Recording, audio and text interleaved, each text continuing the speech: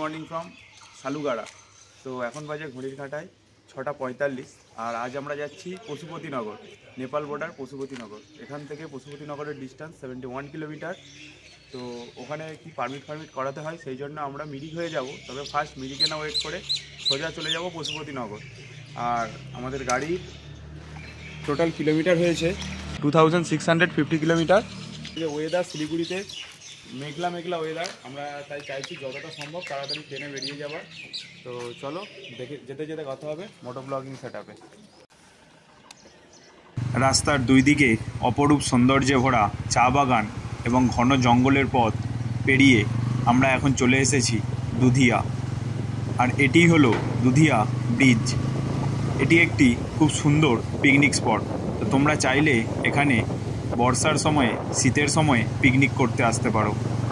North Bengal ভ্রমণের প্রথম দিনে আমরা বাইক নিয়ে সেবক রোডে এক্সপ্লোর করেছিলাম এবং দ্বিতীয় দিনে এক্সপ্লোর করেছিলাম NH 55 বা হিলকার্ট রোড এবং রোহিণী বাইপাস রোড। আর আজ আমরা রাইড করছি মিরিক রোড। আর এই মিরিক রোড হয়েই তোমরা পশুপতিনগর হয়ে পৌঁছে যেতে পারো দার্জিলিং। সালুগাড়া থেকে দুধিয়া পর্যন্ত রাস্তা প্রায় সমতল এবং এরপর থেকে আমাদের পাহাড়ে চড়াই শুরু হবে। সকাল সকাল মিরিকের এই রাস্তায় ট্যুরিস্ট গাড়ির সংখ্যা বিশেষ লক্ষ্য করছি না, তবে লরির সংখ্যাটা কম নয়। আর রাস্তার দুই দিকের এই চা বাগানের সৌন্দর্য উপভোগ করতে করতে রাইড করার মজাই আলাদা। মিরিকের এই রাস্তার কন্ডিশান খুবই ভালো, তবে বেশ কিছু জায়গায় রাস্তা খুবই সংকীর্ণ। তো তোমরা দেখতেই পাচ্ছ এই রাস্তায় লরির চাপ ঠিক কতটা। আর সেই জন্যই যেই সব জায়গায় রাস্তা বেশ সংকীর্ণ সেখানে এই রকম নো ওভারটেকিংয়ের সিম্বল দেওয়া আছে। এখান থেকে ভিউটা দেখো, জাস্ট ভিউটা দেখো, অসাম ভিউ, অসাম। আর মেঘলা মেঘলা ওয়েদার, সেই জন্য চোখের দেখায় যতটা ভালো বোঝা যাচ্ছে ক্যামেরায় হয়তো ততটাও ভালো আসছে না। আর এখান থেকেই আমরা পার করছি একের পর এক টি এস্টেট। এখান থেকে মিরিকের ডিস্টেন্স আর মাত্র 12 কিলোমিটার। মোবাইলের এই নেভিগেশন ম্যাপটা অন থাকলে খুব ভালোভাবেই রাস্তার টার্নিংগুলো আগে থেকেই বোঝা যায়। দুধিয়া পার করার পর থেকে আমরা যতই ওপরের দিকে উঠে চলেছি ততই যেন চা বাগানের সৌন্দর্য আরোই বেড়ে চলেছে। মিরিক রোডের এই চা বাগানের সৌন্দর্য প্রতি মুহূর্তে আপনার মনকে মুগ্ধ করবেই। এই হচ্ছে I love Mirik view point বা ফটোশ্যুট পয়েন্ট। তবে এখন আমরা এখানে দাঁড়াবো না। আর এখান থেকে মিরিকের দূরত্ব এখনও 9 কিলোমিটার।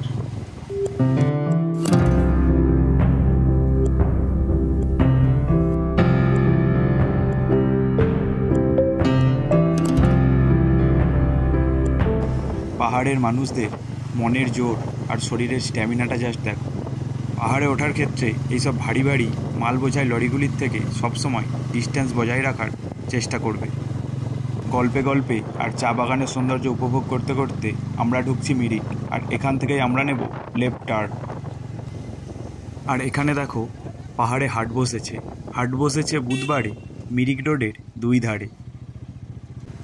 মিরিক পার করে আমরা কিছুটা পথ এগিয়ে এসেছি। আর এই জায়গাটির নাম গোল পাহাড়। এখানে আমরা দাঁড়াবো ব্রেকফাস্ট করার জন্য। আর মোটামুটি ওই 8 কিলোমিটারের মতো পশুপতি ফটক। আমরা এখন আছি গোল পাহাড় ভিউ পয়েন্ট। আর এতটাই ঠান্ডা, এখানে আমরা এখন চা খাচ্ছি আর Maggi.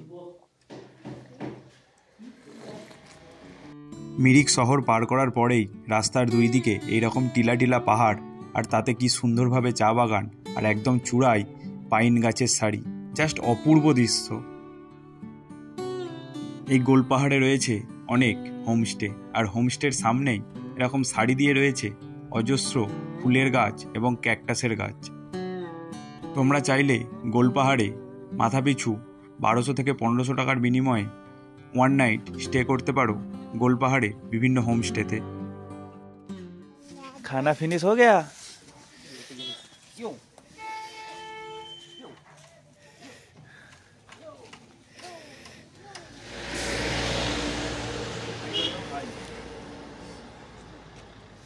Hello tata bye bye.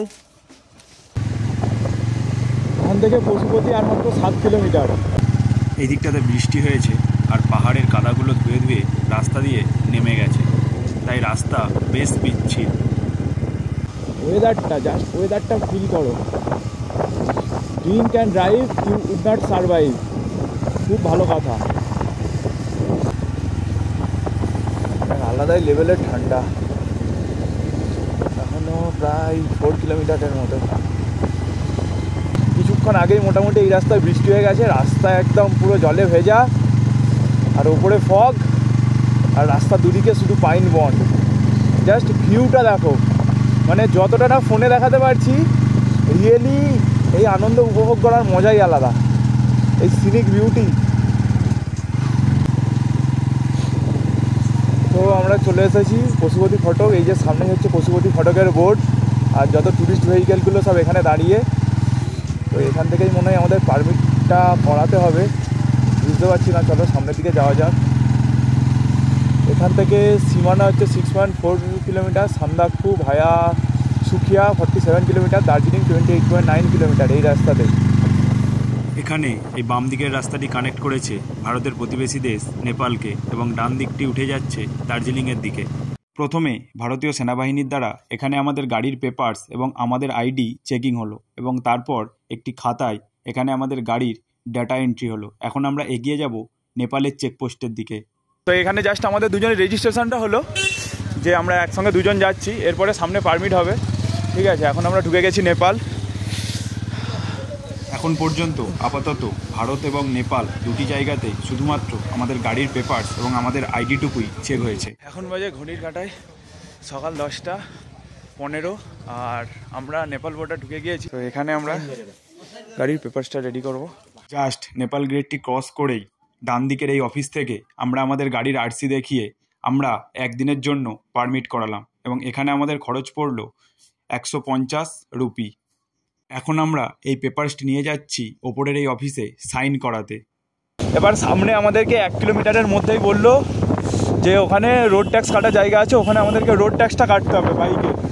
এখন যাচ্ছি সামনের দিকে। ঠান্ডা প্রচণ্ড আজকে, এদিকটাতে অতটা বৃষ্টি হয়নি, কনকন করছে।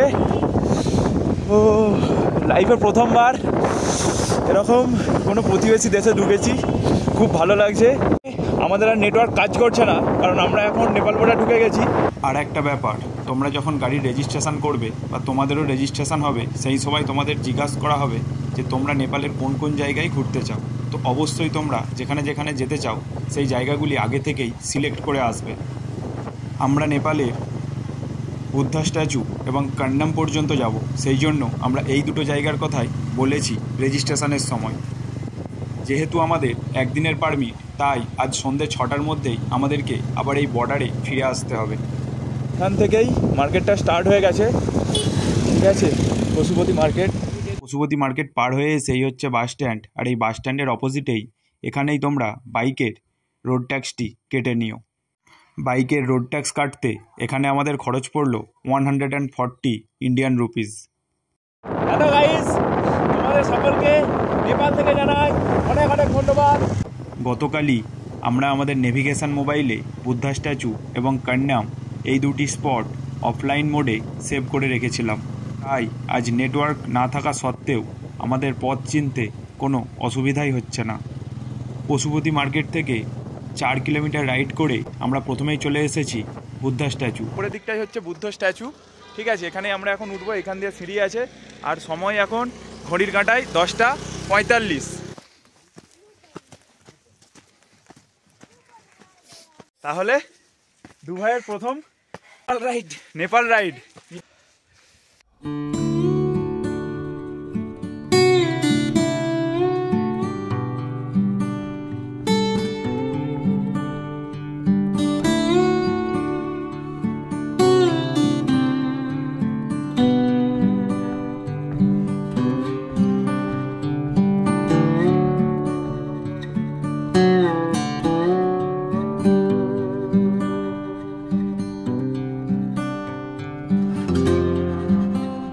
এই বুদ্ধ স্ট্যাচু থেকে কান্যামের দূরত্ব 12 কিলোমিটার।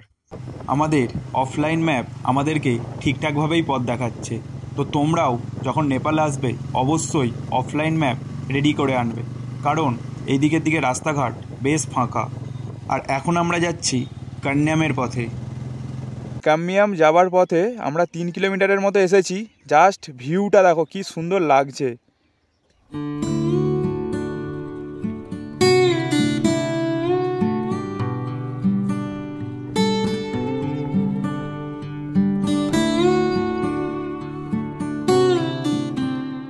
পেট্রোল পাম্প, এখানে পেট্রোলের দাম কত জানা নেই, যাবার সময় একবার ঘুরে যেতে হবে।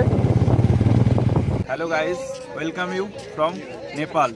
আমরা আছি নেপালের কাম্মিয়াম। এই হচ্ছে কাম্মিয়াম ভিউ পয়েন্ট। আর আমরা যে নেপাল আসলাম, আজকে আমরা 1 ডের জন্য পারমিট করেছি। 1 ডে পারমিটে আমাদের 2 জায়গায় পারমিট করতে হয়েছে। তো তোমরা 1 দিনের জন্য আসতে পারো, বেশি দিনের জন্য পারমিট করাতে পারো, কিন্তু নেপাল আসার জন্য তোমাকে ভিসা পাসপোর্ট কিছুই লাগবে না। আর কাম্মিয়াম থেকে ভিউটা জাস্ট অসাম, পুরো চা বাগান, পাহাড়ের ঢালে, এত সুন্দর ভিউ, জাস্ট অসাম।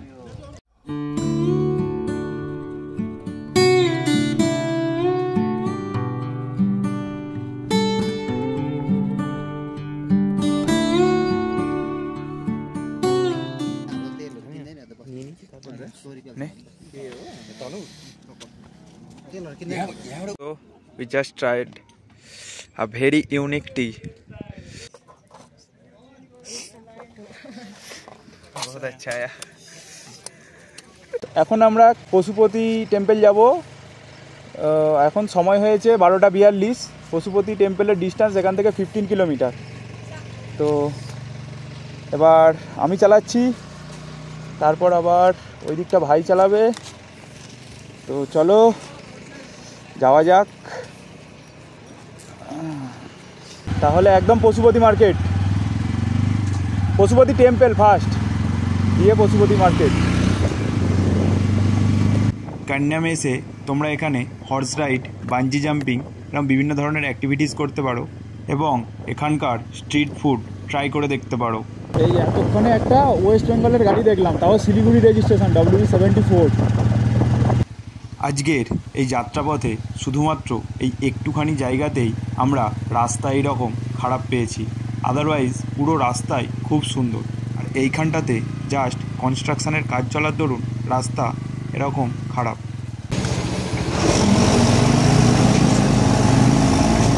क्या सीन है। আজ আমরা খুব খুব খুশি, কারণ জীবনে প্রথমবার বাইক নিয়ে এরকম একটা লং রাইড, তার সঙ্গে এই উপরি পাওনা হিসাবে, মানে এটা কোনো এক্সপেকটেশানই ছিল না যে আমরা নেপাল ভ্রমণ করতে পারবো। তো বাইক নিয়ে আমাদের এই নেপাল ভ্রমণ সত্যিই খুব সুন্দর লাগলো। আজ আমরা খুবই খুশি, খুবই আপ্লুত।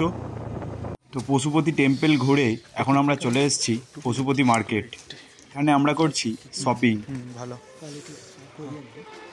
कोरियन। अच्छा अच्छा, ये सब बॉर्डर में अलाउड है तो आराम से। তো এখানে আঙ্কেলজির দোকান থেকে আমরা আখরোট নিচ্ছি। আখরোটটা খুবই সুন্দর টেস্ট। हाँ हाँ हाँ हाँ हाँ, ये और बढ़िया होता है। ये कौन सा जगह से आता है? ये काठमांडू से। काठमांडू से। हाँ। পশুপতি মার্কেট থেকে আমরা কিনেছিলাম ছাতা, জ্যাকেট, আখরোট থেকে শুরু করে বেশ কিছু নেপালিজ হ্যান্ডক্রাফটেড জিনিস। আর এই পশুপতি মার্কেটে ইন্ডিয়ান কারেন্সি এবং নেপালিজ কারেন্সি দুটোই চলে। 60 ইন্ডিয়ান রুপিসের ভ্যালু 100 নেপালিজ রুপি। আর এই মার্কেটে বেশ কিছু জিনিসে বার্গেনিংও হয়, তোমরা চাইলে অবশ্যই বার্গেনিং করে কিনতে পারো। এখানে স্পেশালি কসমেটিক্সেই সব থেকে বেশি হবে, আর ইলেকট্রনিক্সের জন্য এখানে একটু রেটটা কম হয় না? আচ্ছা, ইলেকট্রনিক্স। আচ্ছা, এখন বাজে ঘড়ির কাঁটায় 2:45। আর আমরা এখন এই বোর্ডারের এখান থেকে আবার বেরোবো। তো জাস্ট ভাই সাইন করতে গেছে ওখানে, আর পেপার সেরকম কিছু দেখছে না। তাও আমরা যাওয়ার সময় যখন এন্ট্রি করে গিয়েছিলাম, সেই জন্য রিটার্ন করছি, আমরা সেটা এন্ট্রি করে বেরোবো। আর আমাদের টাইম ছিল 6টা পর্যন্ত, তবে ওদিকে যেতে হবে। আর ওয়েদার খুবই খারাপ, এখন বাজে 2:45। এবার আমরা বেরিয়ে যাব। পুরো ফগে ভরে গেছে রাস্তা, বৃষ্টি হয়েছে।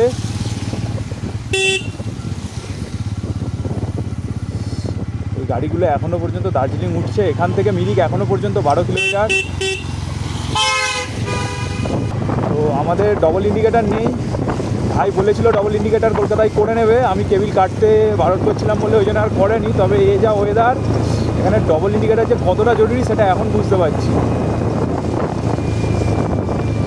আর রাস্তা পুরো বুঝতেই পারছো কীরকম অবস্থা, পুরো পিচ্ছিল হয়ে আছে।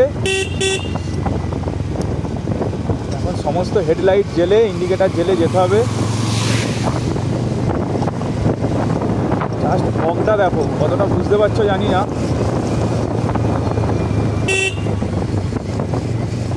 এতটাই বাজে অবস্থা। আমরা যতক্ষণ না মিরিক নামছি ততক্ষণ শান্তি নেই। সামনে দেখো রাস্তায় আর কিছু দেখা যাচ্ছে না।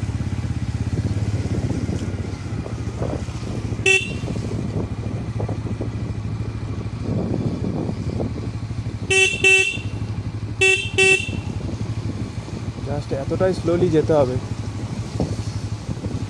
ওয়েদার খুবই খারাপ, খুবই খারাপ। পুরো ফগ, মানে কি জাস্ট 20 মিটার দূরেই ভালোভাবে দেখা যাচ্ছে না। এখান থেকে মিরিক এখনো পর্যন্ত 11 কিলোমিটার। গুগলের ভাষায় এটা হচ্ছে ডিজেল হচ্ছে এখন, মানে একদম ছোট ছোট বৃষ্টি ঘুরি ঘুরি, আর তার সঙ্গে পুরো fog. After whisky driving is risky.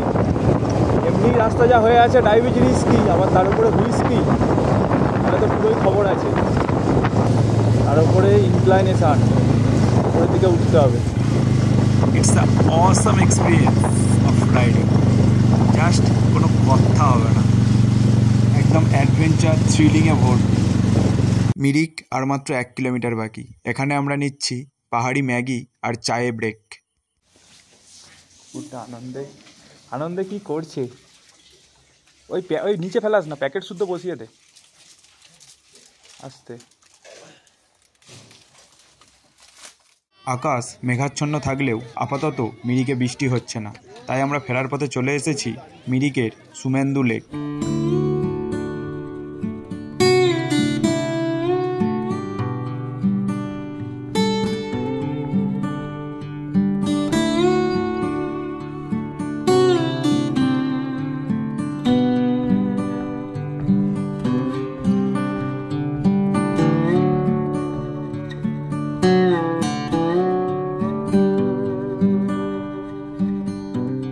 আমরা যদি পাংখাবাড়ি রোড হয়ে যেতাম তাহলে এই ভিউ পয়েন্টটা এখানে পেতাম না।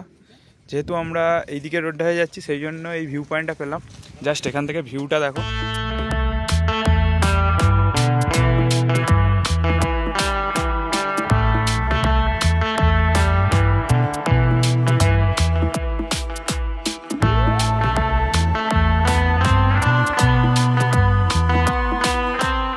মোটামুটি এই হচ্ছে সেবক রোডের জ্যাম।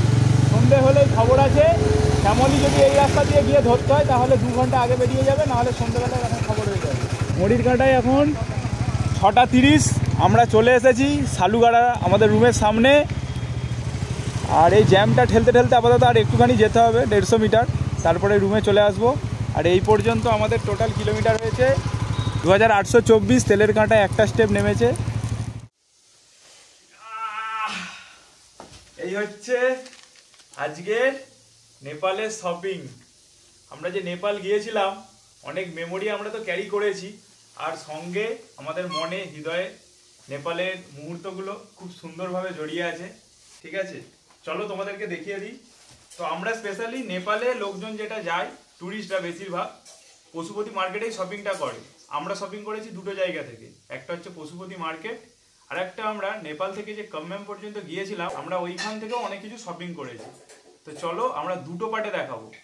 পশুপতি মার্কেটে, যেখানে নেপাল বর্ডারে ঢোকার পরেই ওই মার্কেটে বেশিরভাগ দোকানে জিনিসের রেট বলা হয় ইন্ডিয়ান কারেন্সি ওয়াইজ, বাট আমরা যখন ভেতরে এন্ট্রি করেছি আরও ভেতরের দিকে, ওখানে ইন্ডিয়ান কারেন্সি থেকে ওরা বেশিরভাগ দোকানে প্রথমে রেটটা বলে থাকে ওদের ওখানকার কারেন্সিতে, অর্থাৎ নেপালি কারেন্সিতে। তো প্রথমে আমরা নেপালি কারেন্সির জিনিসগুলো দেখিয়ে দিই। আমরা ভেতরে ঢুকে প্রথমেই কামব্যামের ওখান থেকে এরকম কিছু মিল্ক চকলেট নিয়েছিলাম। এই মিল্ক চকলেটগুলো নিয়েছে নেপালি কারেন্সিতে, এটা 100 টাকা, অর্থাৎ ইন্ডিয়ান রুপিসে 60 টাকা, আর এটা হচ্ছে নেপালি কারেন্সিতে 50 টাকা। আচ্ছা, এইগুলো হচ্ছে একটা ঝাল ঝাল টাইপের খেতে। ঠিক আছে, এগুলোর নামও কিছু আমরা বুঝতে পারছি না। তো কি পান, ডিলিশিয়াস পাউন্ড বলে লেখা। এগুলো খাওয়ার পরে এটা ঝাল ঝাল বেশ একটা মজাদার ব্যাপার, ঠিক আছে। এগুলো হচ্ছে নেপালি কারেন্সিতে 40 করে। তো এরকম আমরা দুটো নিয়েছিলাম। যেটা আমাদের ওয়ান অ্যান্ড অনলি সব থেকে ভালোবাসার জিনিস, সেটা হচ্ছে এই ফটো ফ্রেমটা। দেখো, এটা হচ্ছে আমাদের ইন্ডিয়ান কারেন্সিতে নিয়েছে 320, কিন্তু এটা নেপালি কারেন্সিতে এটার দাম হচ্ছে 500। তো এই ফটো ফ্রেমটা আমরা ওখান থেকে নিয়ে এসেছি। এই ফটোটার সাইজ আছে A4, full page print out. তো এটা ওটাকে ওখানে সঙ্গে সঙ্গেই করে দেবে ওই 10 থেকে 15 মিনিটের মধ্যে। এই গেল আমাদের কমম্যামের গল্প। তো এবার আসি আমাদের পশুপতি মার্কেটে এসে কেনাকাটার গল্প। হ্যান্ডক্রাফটের জিনিসপত্র প্রথমেই আছে এই ব্যাগটা। এই ব্যাগটার দাম নিয়েছে 350 টাকা, কিন্তু ব্যাগটার কোয়ালিটি থেকে শুরু করে মানে ওভারঅল ফিনিশিং খুবই সুন্দর। ওখানে খুব সুন্দর সুন্দর ছাতা কেনা হয়েছে। তো টোটাল 3টে ছাতা কেনা হয়েছে। এই একটা ছাতা, এই ছাতাটা খুবই সুন্দর, জাস্ট দেখো একবার।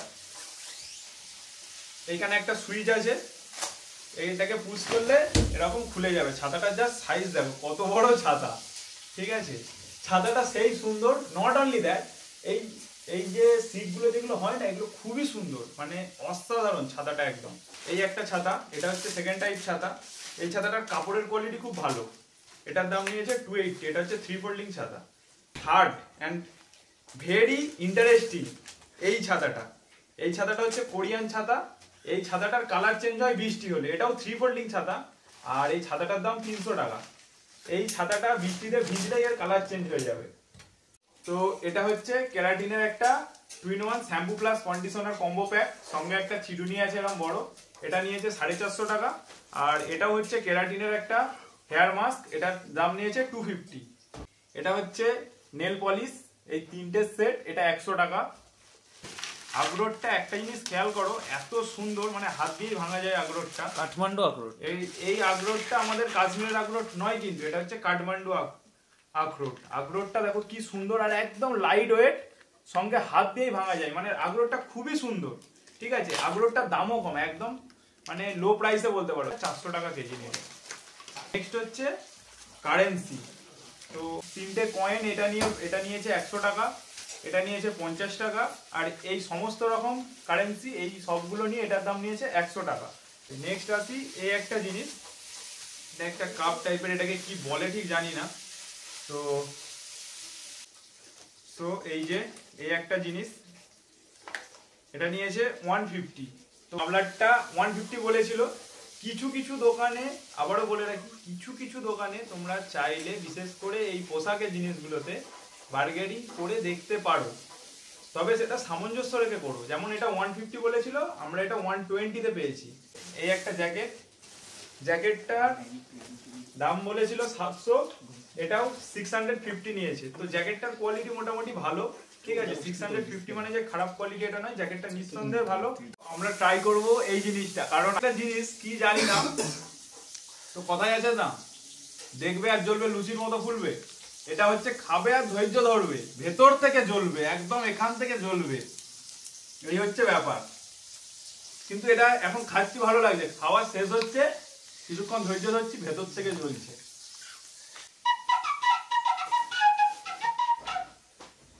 এই বাঁশি যাই তাই বাঁশি নয়, এটা ইস্কনের কৃষ্ণ বাঁশি।